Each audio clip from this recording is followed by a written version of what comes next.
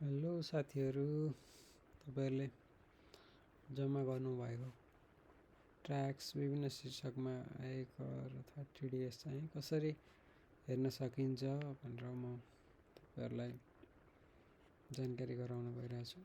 सुरुमा चाहिँ हामी वेबसाइट खोल्नको लागि चाहिँ iit.gov.nb मा जानुपर्ने हुन्छ। यहाँ गइसकेपछि स्क्रल डाउन गर्दै जाँदा यहाँ देखिन्छ करदाता पोर्टल भन्ने, यसमा क्लिक गर्नुहोस्। यसमा क्लिक गरिसकेपछि यहाँ विभिन्न मेनुहरू छन्। त्योमध्ये फर्स्टमा जेनरल छ। जेनरलको बायाँतर्फ प्लस आइकनमा चाहिँ क्लिक गरेपछि अरु खोल्छ। त्यसपछि फर्स्टको ट्याक्स पेयर लगइनमा क्लिक गर्नुहोस्। यहाँ चाहिँ प्यान नम्बर राख्नुहोस्। स्थायी लेखा नम्बर भनेको चाहिँ प्यान नम्बर हो। प्यान नम्बर राखेँ मैले। प्रयोगकर्ताको नाम भनेको पनि प्यान नम्बरै हो। कोही साथीहरूले नाम लेख्नु होला, त्यसमा पनि प्यान नम्बरै राख्नुपर्छ। त्यसपछि पासवर्ड राख्नुपर्छ। मसँग अलरेडी सेभ थियो पासवर्ड, मैले यहीमा क्लिक गरेँ। त्यसपछि क्याप्चा छ, यहाँ क्याप्चा हान्नु होला। त्यसपछि लगइन गर्नु होला। त्यसपछि लगइन भइसकेको छ। लगइन भइसकेपछि यस्तो इन्टरफेस देखिन्छ। यहाँ चाहिँ विभिन्न अप्सनहरू हुन्छन्। यसमध्ये यहाँ चाहिँ केवाइटी भन्ने छ, भेरिफिकेसन छ, विभिन्न अप्सनहरू छन्। त्यसमध्ये हामीले जम्मा गरेको कर चाहिँ कहाँ देखिन्छ भनेर कर, टिडीएस, आयकर सम्पूर्ण भुक्तानी जे गर्नुभएको छ तपाईहरुले त्यो चाहिँ यहाँबाट हेर्न मिल्छ। यहाँबाट पनि हेर्न मिल्छ पेमेन्ट भाउचर भन्नेबाट।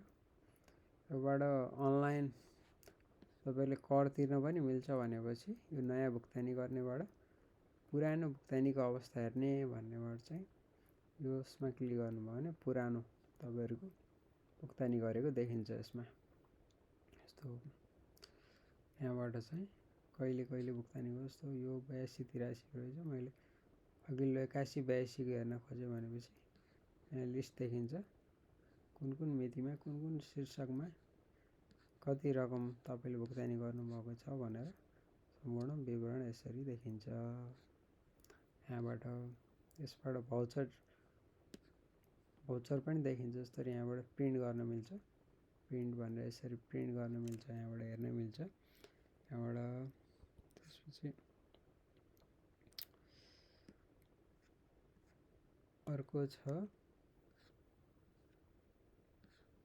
अर्को तपाईलाई लिस्ट चाहियो एकैचोटी भनिसकेपछि लिस्ट पनि हेर्न सक्नुहुन्छ। यो जनरलबाट लगइन गर्नु।